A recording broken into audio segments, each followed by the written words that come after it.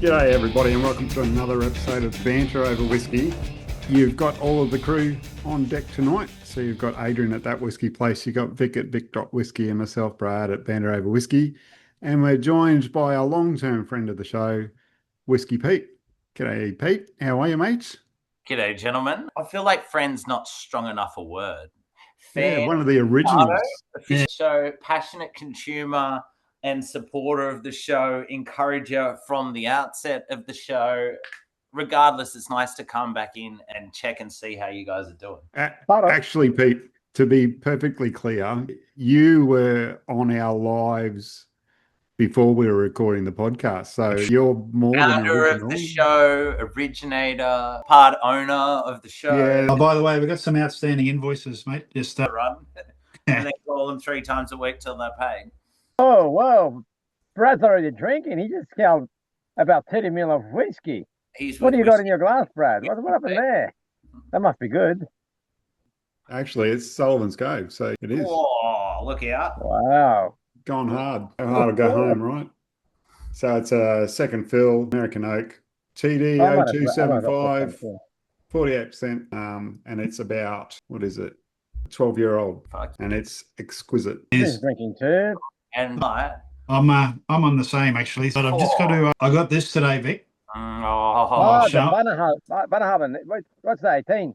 18. So that was a gift. That was a gift from somebody very special, and that was my Christmas present. Well, one of them. So I thought, why not crack it? Oh, no. It's a winner. Go on the cork. Yeah. You can teeth it with those.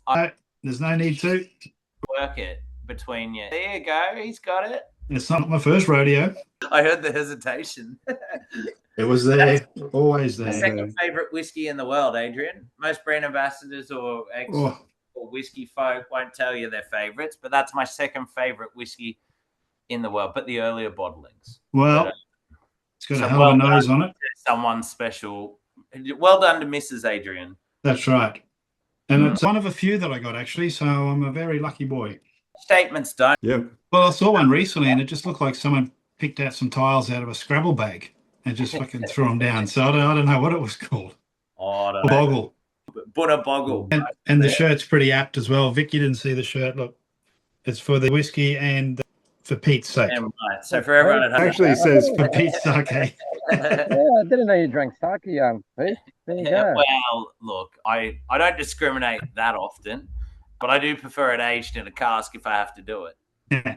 For me, I had this tail end of this Lark Classic cask. It's just very nice. And I thought for the pre-evening whiskey as the sun goes down, that's where I was sitting. It's not too intense. First fill, sherry and port, just sits nicely. Nothing too intense, just a little soft one so I can focus on the job at hand, which is talking shit with you guys.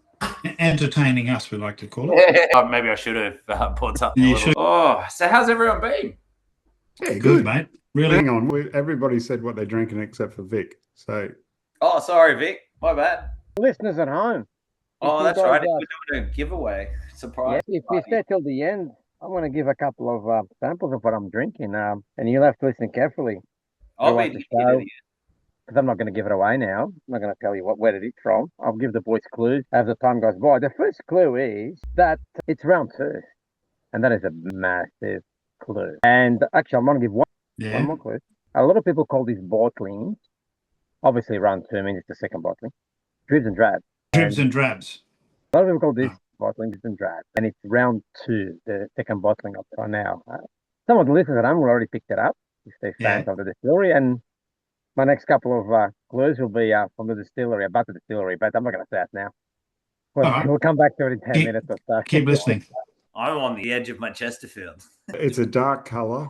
Oh, sorry. No, we're not giving more away, are we? Look, I thought you were talking about his Chesterfield. I thought he was talking about Crane. He's in summer. He's looking really tanned over there. So, Pete, what's been going on? It's been, what? Since you've been on the podcast, it's probably been, is it 12 months? Mm. Probably. What was I shilling last time? You were doing those tastings. Remember the vodka tasting?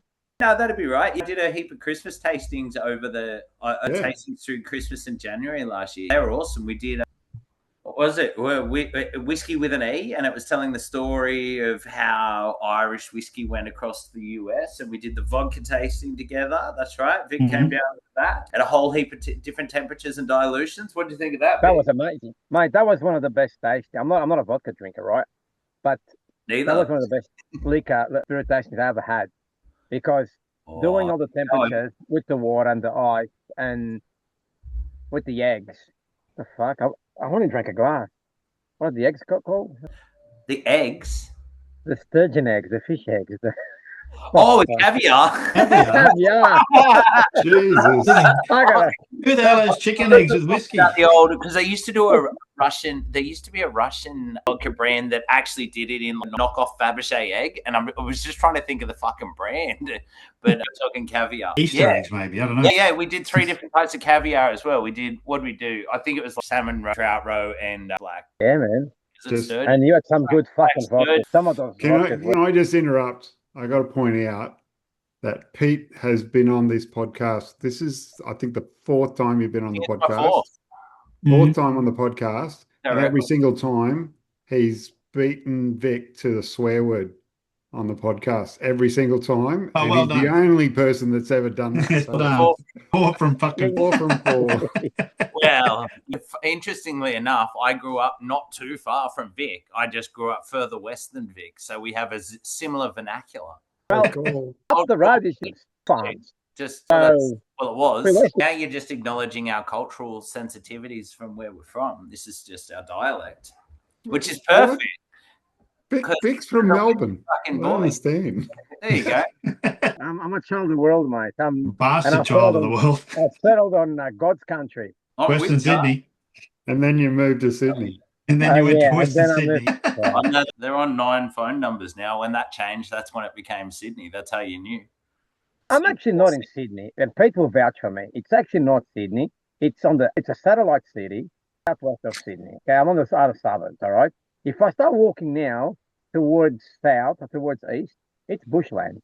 I'm more than likely to get mauled by dingoes and foxes and eaten. But yeah. Understand your local ecology. And dingo.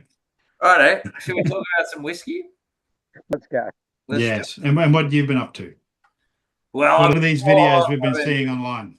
So I've been doing lots of different things this year. Obviously running with events, and Christmas was really good for us this year. We had a lot of pre-COVID customers that I hadn't heard from for a while come back, which was great. But in the back end, this whole year, I've been trying to pull together a digital version of me. And I wasn't really sure exactly what it was for. I had a few, if you've been following my stuff, you may have noticed there's been a few little iterations that have popped up. But basically the goal was to have a version of me that could teach whiskey for free, where you could just go on like a chat GPT, type in, is this whiskey good? Is it shit? Will I like it? Go into a bottle shop, scan the whole shelf and say, what will I like best out of this and why? That was the goal. And then I realized it was super fucking expensive to do that, and even more expensive to do it quickly enough to keep you on the hook long enough to wait for the answer. Yeah. So I flipped it and used it to sell whiskey.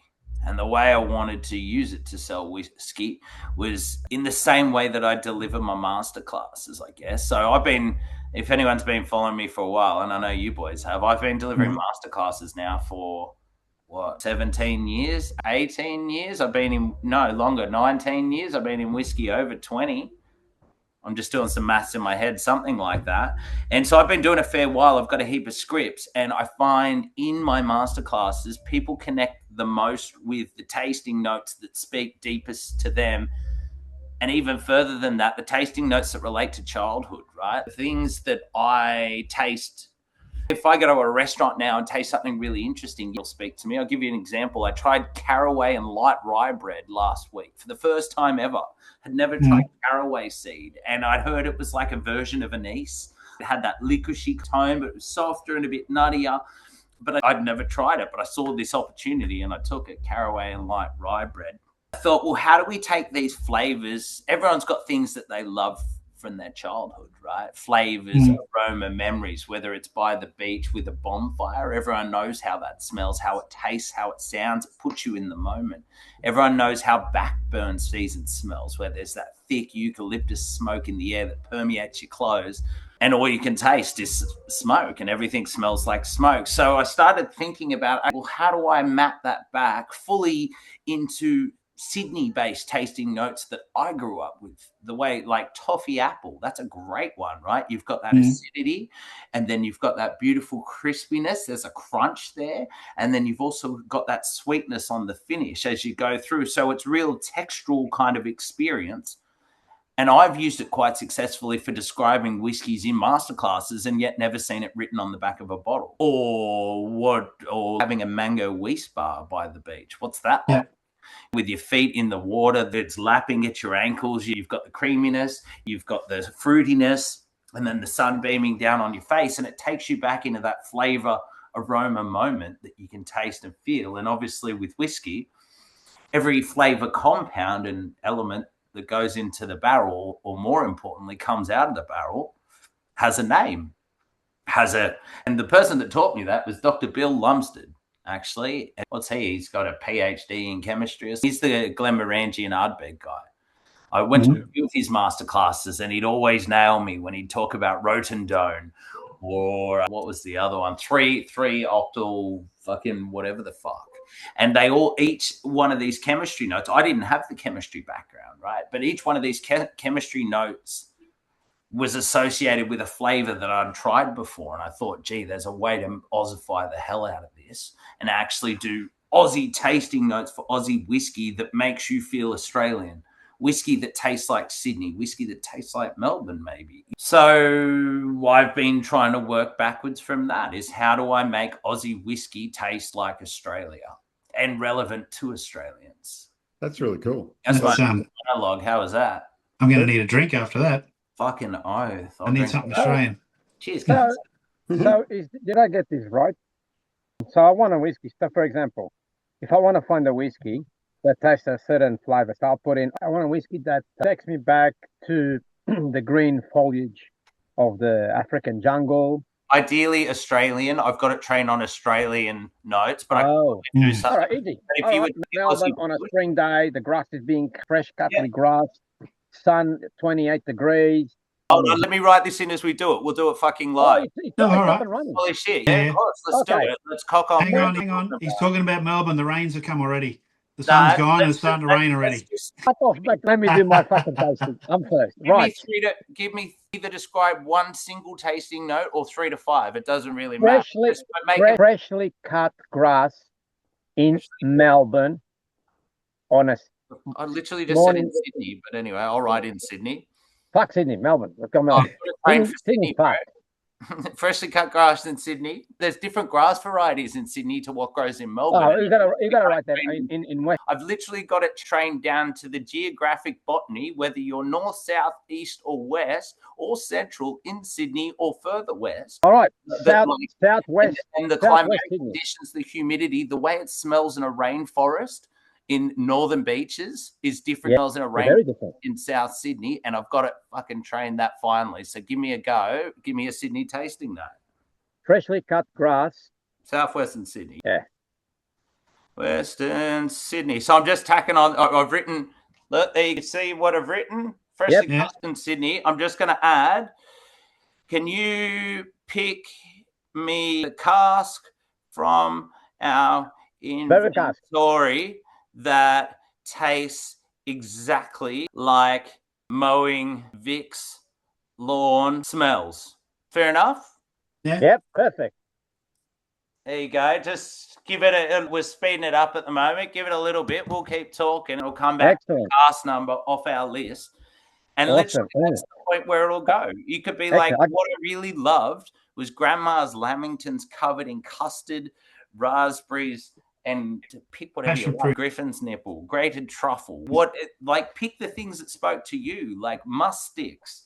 But currently on the website, we've got it mapped to, I think there's 30 different flavor notes in terms of the sliders. And then every cask has its own individual tasting note that you can go through as well. So But it will get to the point where there'll be a front end with me on the website talking to you like I am now, like those videos you've seen, and you'll be able to type in a question or just talk to it. And we're talking less than 3 months. It will be able to talk back to you, whether you're running a whiskey tasting at home or whether you're buying a cask or you're just interested in learning more about whiskey. It'll be there 24/7 to answer everything. And then if you want to try and bottle it with a custom label, you can. It's $500. You come into the barrel house, takes 2 hours. We go through 6 to 8 whiskeys, your call, all mapped from your flavor, or you can just pick from the list. Again, your call, because it's custom, right? Everything is your call. You pick your ABV, cask strength, 46, 51.762. No fucking worries. We do your custom label that fits totally for whatever you're trying to pitch, whether it's your business, your wedding. Table numbers at a wedding's a cool one as well. Whiskey clubs, celebrities, whatever, bars, bottle shops, the whole thing. And we bottle it and get it to you in a week. Not 6 months, not 5 years, not 14 days, not any of that bullshit. A week or less guaranteed every time. So is this up and running already? Yes, sir. Wow. Light launch, just sneaking my corporate clients through to begin with. But this is the first podcast. This is, I guess, in a way, my first public announcement. Oh wow. My goodness. We are honored. But I wanted it to be with you boys, right? You guys have been with me a long time. And the whiskey's Australian. 100% Aussie whiskey. And currently it's solely from Sydney. Wow. Across 3 barrel houses. And we're in excess of 2,000 barrels, which equates to more than $40 million worth of whiskey if you want to get into it. It's fully aged, fully matured, and ready to be bottled. Excellent. So can you purchase more than one bottle? Fucking oath. Minimum of 12. So it's the way it works is this, right? It's $500 for your barrel house session. That covers you and a buddy. Extra guests is $100. Okay. $100. If you choose to bottle on the day, if you find a whiskey you like, there's no obligation. But if you find a whiskey you like on the day, you want to bottle it, that $500 comes off your total, and it's $2.5 grand. So it'll be an extra $2 grand for 12 bottles at 700 mils, bottled up to cask strength, including somewhere in the 30 to 40 casks of ex-Sullivan's Cove in French oak, ex-bourbon, but with Sydney whiskey in it, right? So I've got ex-Sullivan's casks just because Brad and Adrian were drinking Sullivan's. I've got, in the region of 30 to 40 barrels of Sydney whiskey that have been aged in a variety of ex-Sullivan's cask and are currently all still at cask strength and are sitting between 6 to 8 years old. Wow. Did you say you can bottle them at whatever ABV you would like. Did you say 2 grams? So 2.5 G's. You heard it here. 2.5 G's for how many bottles? Label delivered in a week. Yes. How many bottles? 2.5 grand buys you? 12. And then it goes down from there, right? So from 12 to 50, that price, it works out to $208 a bottle, including GST, everything delivered, barrels session, the whole lot, no fucking around, packaging all included. Levels from 50 to 100, we do it at $200 a bottle. From 100 to 200 comes down to 185, and then 175 over 200. So that's kind of the cask price, you know what I mean? Fully bottled, packaged, delivered. One delivery location for $20 extra. You can have each individual bottle shipped anywhere you like in Australia. Personalized packaging. Why would you go and buy a fucking barrel at a distillery when you can get these for cheaper? I literally built this from the conversations I had with you boys about how much skin you had to have in the game to make this happen, right? And I was like, fuck, I've got all these connections with much every distillery, and almost 60% of them really like me. So we're at this point in Aussie whiskey where we've reached a saturation point, right? We've got an economic turn. And for the first 10 years of Aussie whiskey, there wasn't enough supply to meet demand. Now it is flipped, and it's now a buyer's market. So how do you make Aussie whiskey, Aussie buyers? Well, you make it Aussie. You get an Aussie dude in a fucking cowboy hat to go do some technology shit and tailor it to Sydney so it tastes like Sydney, or eventually, not too far away, tastes like Melbourne. Give me a few months. And then eventually tastes like Hobart too. And it's all in the works, right? So what I've done is essentially built an onboarding pipelining process, which historically, when you walk into a bottle shop, you're bewildered. If you don't know as much as the four of us know about whiskey, it's a pretty intimidating thing to pick a bottle off the shelf. But everyone had a childhood and everyone's tasted things before that aren't whiskey. So if we can use those familiar tasting notes, map it back, and take all the risk out of it, because you get to come in and try all of it fresh from the cask. And then in the same way we did the vodka masterclass, Vic, you dilute them down, you work backwards from cask strength, right? Get that right balance of sweet and heat. If it's 48, great. Most of my whiskies that I've bottled historically are 48 as well. Diageo bottles most of their premium whiskies at 48, so they must have put some fucking research into it. If it's got a cask there that's sitting at 68.2, you want it at 68.2, I can do that too. And then we can even do it with another bottle with purified water, and you can have it as a 2-pack, you know what I mean? It's custom. It's whatever the store. Imagine you're a water company and you'd be like, hey, we want to show you how good our whiskey, our water is. You work the 2 back and you give it to your top 20 premium clients. It's a business card that no one will ever throw out. You know, have my face on it if you want it, but you don't have to. It's your bottle. You know what I mean? If you want me to be part of it in a collab where it's like Whisky Pete's and, you know, I've got a couple of them to go at the moment. But if you want it purely whatever you're trying to do, I'm just here to pair people with great whiskey, right? That's always been my job, is helping people find the best whiskey. Whilst I work for brands, it made it damn hard because you've only got a few, except when I worked for Maxim, because I had a mad portfolio and had everything in it.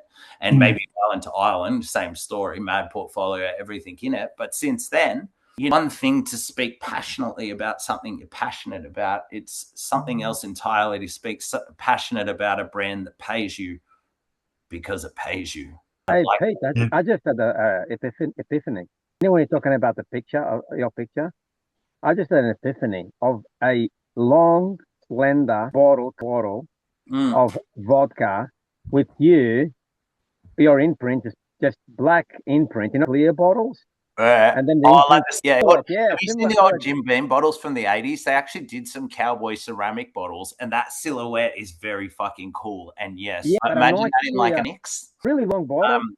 I got your barrel back, by the way. Sorry, Vic. I forgot to tell you.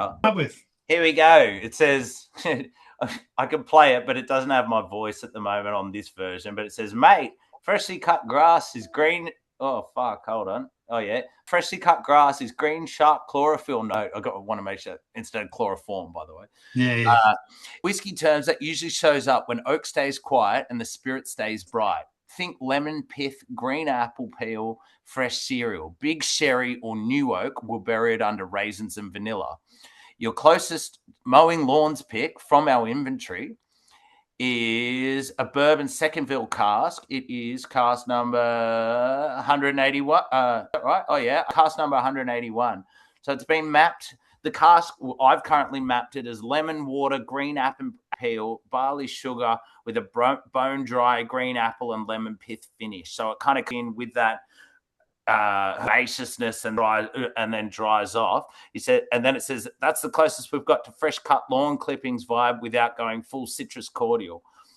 And then it says how to pour it so it screams fresh cut. Oh, and then it takes you through how to serve it to get the most grass out of it by diluting it down thing as well. Anyone else want to have a crack? Like, I've got a Harry's hot dog de wheels, like the fully loaded. And then that's one of my tasting notes for like spicy and cheesy. But you buy Woolloomooloo base, so there's a bit of that salt in the air because some of our casks are aged coastally. Yeah. You want Adrian drinking out of an ashtray? No, not today. You wouldn't have too many Pete's anyway. Actually, I've got I actually have a tasting note for cigarettes, but I was like, how do you make cigarettes appealing? So I did it as the Tank nightclub stairs in the 2000s when you could still smoke. And it's like, used to walk. I don't know if anyone had been to Tank nightclub, but like, it's where Mr. Wong's is now, right? So it's a basement, and you walk in through the door and you walk down the stairs. And as you got about 3 stairs down, the smoke would slowly waft up through, and there'd just be this thick plume of cigarette smoke that'd permeate everything. You know, pillow would smell like it the day after. Yeah, The nightclub in Cairns. to that cigarette smoke tasting note as smoke haze at Tank nightclub, and it's got a real pretty girl walking through a crowd of smoking people walking up and looking straightly at you and blowing smoke in your face. Just so you kind of, everyone has that memory if they're all about vintage and demographic, right? So how do you make it appealing? Pete, can I ask, how involved was Skynet in the development of this AI version of you? Well, so I was in the fortuitous position of I've been running my own events since 2013. I actually had a lot of software clients, and I also had a cousin that was quite successful in software development, and a few other people that I questioned that I had along the way that I really struggled with. I could just go hit someone up for it and work my way back, and everything that they couldn't, AI could. So here we are. Give it a go. If you've got an idea, definitely jump on AI and try to unpack it. So I've been doing 16 to 18 hours a day for 12 months, trying to bring this into existence. And finally, I like to get up a little bit earlier before Christmas. That was the goal, but blow out. But if you've got a dream, write it out. Go. Where can we try this, Pete? Is it released to the public yet? Currently, we're in Sydney. Yeah, half an hour of the CBD. Let's say. Yeah, no, I'm going to just jump on and if somebody's. You can jump on. We'll map your flavour. You have a look at we've got going on there. There will be an avatar floating up shortly. Have a look at how to map your flavour. It also teaches you about the chemical structure of your whiskey and how we build those tasting notes in. So it really adds some heavy value for a whiskey drinker, and it kind of sources the information that I could never find. You know what I mean? What each chemical tastes like. That's really hard to find that information, and I've kind of made it really accessible and delivered it in a Whisky Pete kind of way. But we ship Australia wide. You don't have to come into the barrel house. We can ship you a kit with up to 8 samples in it. So $500 and I'll do you a Zoom call. We'll just do it live together. I'll have the samples here and you'll do it there, or you can travel around a bit as well. So we could even time it while I'm on the road. So that's super cool. That's so good. That's the go, boys. This is 2026 in a nutshell, right? We're going to tailor whiskey to the people instead of you going into a bottle shop and whiskey that's been created and bottled to try to appeal to the world. We're doing the opposite. We're only going to target Sydney. We're only appealing to Australia, like distilleries, and delivering it in an Australian way. If you're into that, cool. But let's create a unique identity for Australia that's actually proud of what we do instead of regurgitating what Scotland has regurgitated for 100 years and everyone's damn bored with. I'm damn bored with Scottish tasting notes. Fuck your blackberries. Put that in the caption. Fuck your heather. Has anyone here tried heather before? I've been since high school 30 years, and I don't know what heather tastes like, but I do know what Sydney tastes like. And if it's double donuts at Krispy Kreme's Orange Grove Road, where you've got the cinnamon and the smoke in the air from burnout rubber while you suck down a coffee, and I can put that into whiskey, then I'm going to do it and make it relevant for you. And if that's my legacy, then I'm fine with that. This might be it for me. This might be my last little thing, I reckon. It's going to be a big thing. My heart and soul into this. Yeah. I think this is going to be massive, Pete. Try another one, Pete. Give me another one. Yeah, right. You got. I got a good memory. Now you're talking about high school, I got a good memory of this girl that never saw her again. Right. Another tasting note for you. And now we cannot use the video on fucking YouTube. Fuck you, Adrian. Anyway, orange gelato from Manly Wharf. Yeah, totally. This is going to cream that. I know that because I've got another one. I've got another ice cream at Manly Wharf in there. Orange gelato. Manly. I think mine was actually at Ocean World. Remember when Ocean World was there? Right. That was the tasting note that I've got, and you're like right now, Ocean World. It's just running now. It'll just remind me, but we'll put up. Grow open cans up north. So can we expect something further down the track? Like rainforest, moss on a rock. The plan is this, right? To prove in Sydney and prove that the people like it.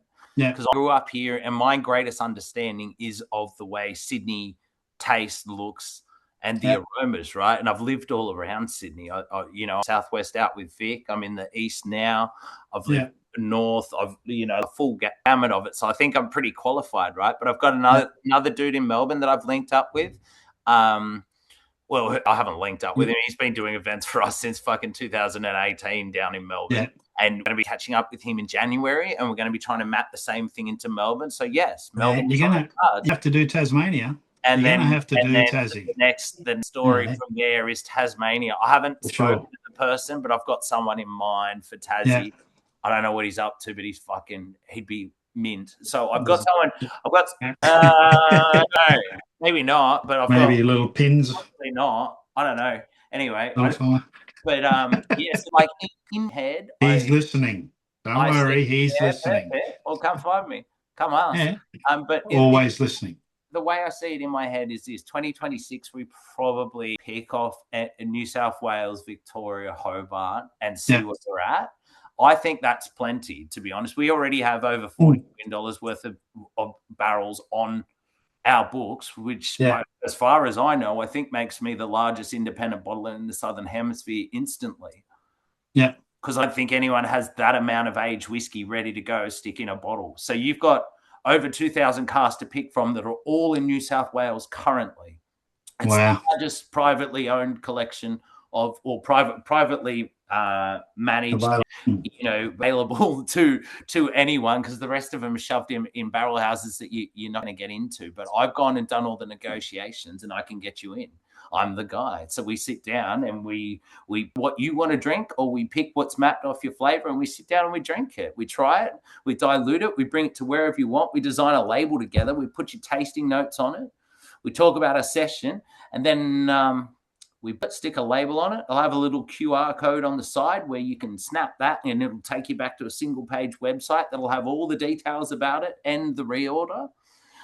And that's your pipeline. And if we're out of the whiskey that you had, we'll be able to recommend the sister cask for batch 2 or for a rehash, you know what I mean? Because we've got the technology. For round 2, maybe. We know more about our whiskey barrels than any other distillery in the world. That's just the fucking fact of it. We've gone the whole way down because people don't have the that goes into flavor mapping a barrel chemically is impossible until you're getting close to bottling, unless you use the technology that we've built. So we can just grow exponentially. So speaking of technology, what did Vic up with his orange gelato? Oh yeah, it's saying searching for specific manzanilla. So like it's through all our manzanilla range. Yeah. Currently, so from the orange gelato tasting, here we go, finalizing cask selection. So yeah, my would be it's about to be a manzanilla cask unless it changed its mind last minute. Fuck me, Dad. How many casks did you say you had? Over 2,000. I think we're sitting about 2,200 and we're in the early 2,200s at the moment in New South Wales, all within 2 hours of Sydney, let's say. 80% of those are in Sydney within half an hour of the city. 2 locations. Yeah. Secretly. One's a secret. Anyway. But yeah, so we'll book a barrel house session. We'll bring in the loop. And obviously we'll go live and public with who we're associated with and that kind of thing. But while we're forming up, and people are starting to work out and wanting to know what I'm doing, I'm not giving away too much because I know these guns roll. Yeah. But if you just have information to make it sound cool, here we go. He's up. Here we go. Orange gelato at Manly Wharf. Note is gold. That flavor is basically two things working together. Orange oils, think orange zest, mandarin peel, and a bright citrus lift. And creamy vanilla, the gelato part. That usually comes from the first fill bourbon cask, giving coconut and biscuit. Flavor map for orange gelato. It's given 7 on fruit, 6 on sweet, 3 on oak, 2 on spice, 4 on malt, and 0 on smoke. The best cask to pick from our inventory is... It's a bourbon cask 200, not manzanilla, which is interesting. It must have changed its mind. We'll see what happens. Bourbon first fill, Heaven's Hill. So it's a ex-Heaven's Hill cask. This is our vanilla coconut biscuit chassis cask. It drinks like creamy dessert without getting sticky. Proper gelato. In the Manly rack. Oh, there we go. Here's a couple of other barrels that had hit it, right? So we've got, these are in 200 litres. We've got barrels 67, 68, and 78. 78, 79, and 80. They were all filled in October 2017. So that'd be why. If I'm picking one, though, I'd go for barrel 78. Real talk. Any of those would land creamy vanilla cone base. How to make it scream? Orange gelato. Pour it neat and then 3 to 5 drops of water. proper grass, express a strip of orange peel over the glass. Oh, you fuck. It's like bourbon one and then add orange peel. No. Yeah, here's your orange. Fuck. Add your own orange. Yeah, that well, everyone does. The wharf, they walk. Yeah, well, casks were all aged coastally. I know that series of casks, so they were all aged within a couple of k's of the coast, which might give them a Perfect. But so you would get that salinity there as well. We call it a salinity marine characteristic. I don't know. The balance, the sweetness, right? Some people say it doesn't taste like salt. Personally, I can taste the sea, but I like the way that it balances the sweetness in all whiskies. And you can taste the wafer, and the finish, the wafer. Full on. Yeah. You come down, try a few whiskeys. Yeah, that's like a pretty good. That's a pretty good barrel to pick, isn't it? Really, when you think about it. Well, you can see what we've got, like, because we are happy to acknowledge where the cask came from. I've also set that up, so there's no secrets, right? Where the cask came from. If I've got information, you get it. That's how I know I've got 30 to 40 ex Sullivan's Cove casks that I can sell at the same price. It's all one flat rate. Doesn't matter what ABV. I've negotiated where you can pick the eyes out of the collection.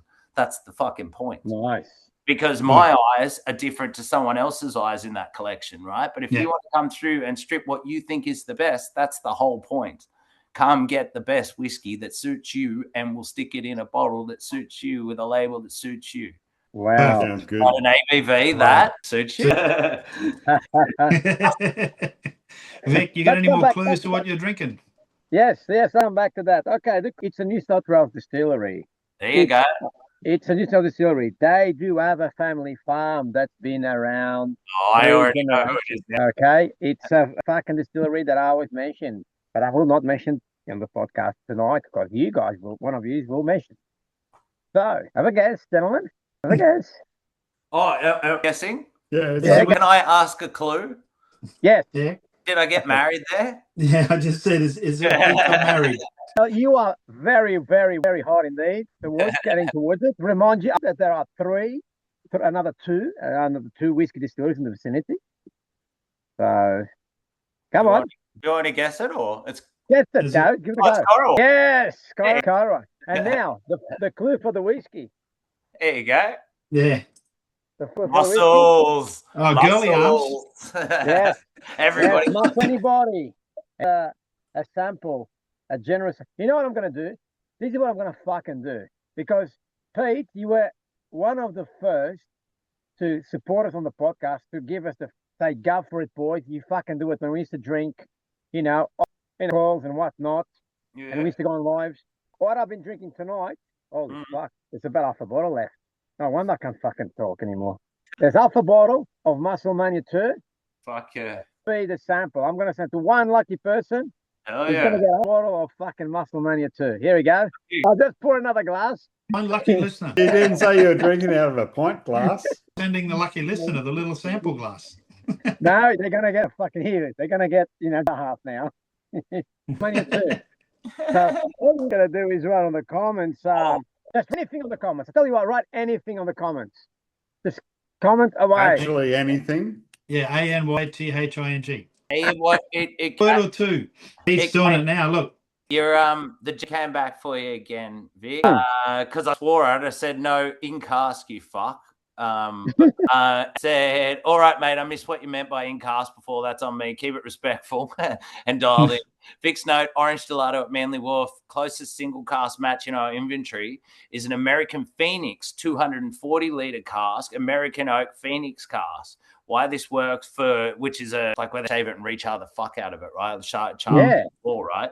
I work for Orange Gelato, citrus creamy vanilla. This citrus style is mapped as limey citrus lift with vanilla cream, and it leans into the spice ice block because spice is one of the tasting notes that I've got, like that citrusy pines and cream, and cone territory, which is basically a gelato adjacent in whiskey language.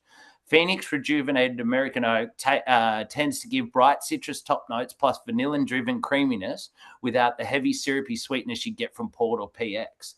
The exact barrel to pull, is 283, 240 litre, filled in November 18, and it's a 7-year-old. If Vic's orange is more mandarin peel than citrus gelato, then we can steer slightly warmer later. But for a single cask that scream, because I've also got it where we're going to take it to blending, where you can blend for flavors, but for single cask for now, that's citrus and vanilla cream. This is the cleanest hit.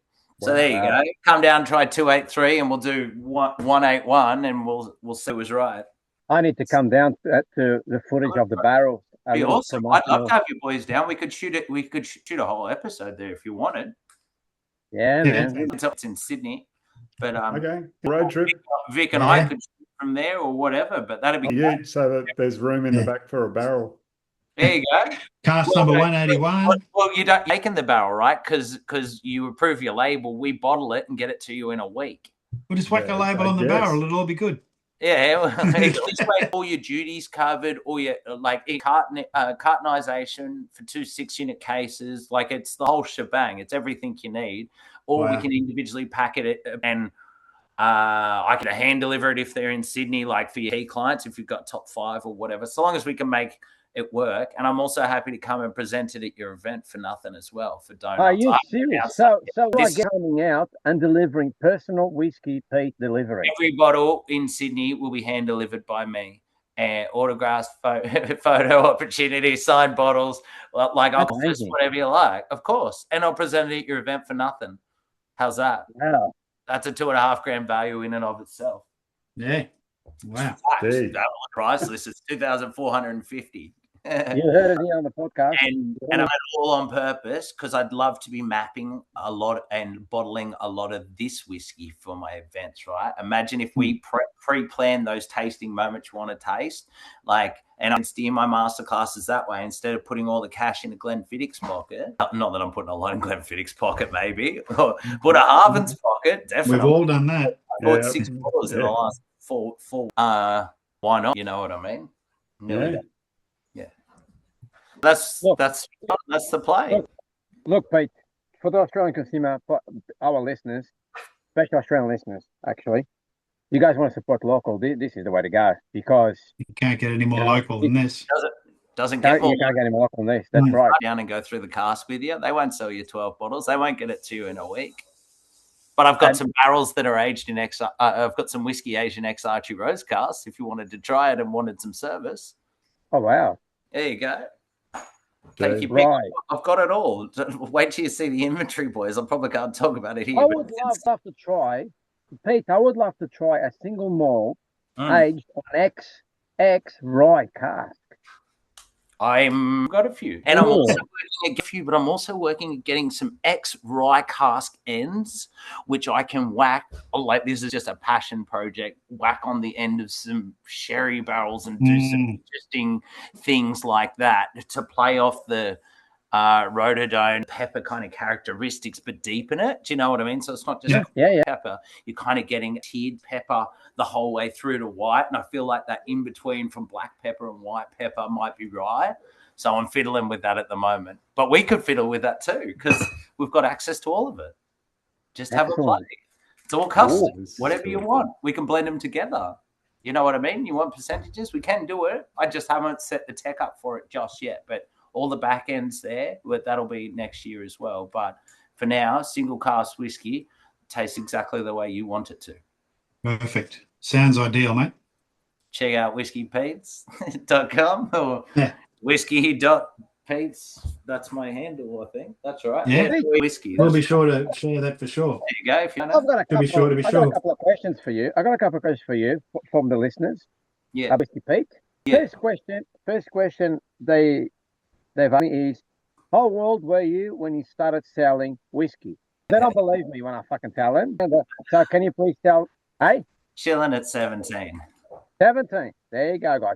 And what was your first car? I had a Jim Beam, well, not my work car. Or first.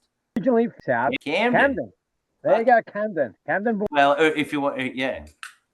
There you go. Another question they ask is, Camden Hospital. What is your favourite distillery? And they always mean with Scottish distilleries. But do you have a favourite distillery, say, States, Australia, that's not in Scotland, or is this a Scottish distillery? Have you got a favourite? Of course I do.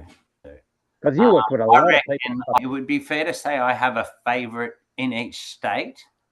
I don't have an overall Aussie go, because I just feel like it changes so much state by state. And the other thing is, when you work with all of them, you have your preferences based on a combination of flavour and how good they've been to you, especially when you're someone that's as polarizing as me. So, I'm not willing to run through them state by state when I'm just about to sign a whole heap of barrel deals. No. I can guarantee you the people that I'll be signing with will only be people that are enjoying their whiskey. You won't be there won't be one barrel house, full stop, that I'm interested in negotiating with if I don't like their whiskey. So you'll know if I'm affiliated with them, it's only because I like it, because I quit working for booze companies in 2012 because I got sick of shilling shit that I didn't like. And there's something so crushing about that. Talk to any brand ambassador. Most of them won't tell you because they're still brand ambassadors, but it's true. It's lying for money. I'm not interested in doing it. I'm just interested in selling the best whiskey. So if you want to come down and try Sullivan's Cove cask. And one final question. Yeah. You've a long career in the alcohol, especially whiskey industry. Yeah. Is there a moment in life, a professional life, when you were selling whiskey, buying whiskey, doing whiskey tastings, you name it, anything? What was the moment that it's etched, it's tattooed in your brain? What was the moment that you can't get I know exactly what it was. It was when I was working for Ireland. It was my second whiskey placement. So I'd probably been in whiskey for just over 5.5, 6 years, something like that. And I got damaged independent bottling Adelphi of Bunnahabhain, which is what Age is drinking tonight. And it was a 35-year-old. I think I've showed you the empty of it before. It was carton damage, so you can't sell a 35-year-old when the carton was damaged. So I bought it for a song and I opened it up and tried it, and it was just a new level of depth in whiskey I had never seen before. I'd come from Macallan, Highland Park, Ardmore, Teachers, Lefroy, what else? And all the Beam, American Whiskies, Canadian Club, that kind of thing, and the cognacs from Remy Martin as well. So I'd had a bit of experience, but not in the full sherry whiskies where the full whiskey that's that red, it's black, and you can't see your hand through it, and those layers of flavor that come through as you bring the dilution down. It's 54.1% alcohol, and I still remember it like it was yesterday, and we are talking about 2009, 8, something like that, and it just, earlier, 8 maybe, I don't know, somewhere in there. Anyway, it was a long time ago. It changed everything for me, and that's when I really decided to double down, and just whiskey was going to be my jam. Money for jam. Oh, nice. Man, that's amazing. Yeah, trust your ass. Always good dude.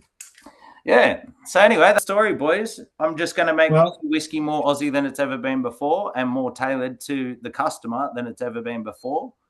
And we'll see the rest of them at the finish line. But I'd love for you guys to come along on the journey. There's so much cool stuff to do together. Look, I won't be watching from the sidelines, mate. I want in on this. Absolutely, Cutting all the big boys out and making everyone accountable. You know what I mean? Yeah.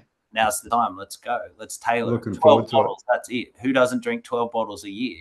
That's one a month. Cool. Minimum. That's four bottles each, boys. There you go. That's like a month. Fucking customers. Righto, lads. I think our flavour profiles will be vastly different from each other, Vic. It'll be one hell of a blend, I can tell you. But you can all do your own, right? 12 each. You're only talking about 36 bottles. And that's hang on. It's gone from 12 to 12 each. Fucking salesman, Pete. Dude, at the moment. I don't need a comb, mate. I'm all good. Dude, that's talking about bottles at the moment through the switch. Historically, you go by the cask, right? But you've got to prepay, and then you put a neutral alcohol in there for, as you well know, for 3+ years. Then you've got to have the money to pay the tax, and then to logistics, and to get it all in one spot. So the original investment, it's actually doubled by the end of it. Well, I'm doing it in reverse, where you just buy it at the end and you don't have any risk. You get it in a week. And it tastes the way you fucking want it. There you go. Exactly. And if you don't want it, you don't buy it. Real easy. But you get to try it first. And it's ready to go. You get a nice afternoon drink of whiskey. We even do transfers now for $100. We'll pick you up and drop you off anywhere in Sydney. How's that? Yeah. Oh, wow. Okay, we'll meet at Vic's place. Come find me. Okay, you know what? Better wrap it up. We've gone a little bit over, but that's all. What a chat. We might put up. Thank you, Pete. Appreciate it. Yet again, you've got new and something exciting. We can't wait. In the kitchen. Adrian, Vic, again. Always everybody at home. Thank you for listening. We appreciate it. You can listen again next time. If you've got any feedback for us, please reach out. We're on all social medias. Reach out to one of the boys or Banter Oval Podcast. We're on Instagram, Facebook, you name it. But until now, cheers. Cheers, guys. Boys, thanks for having me. Catch Always you welcome, around next year.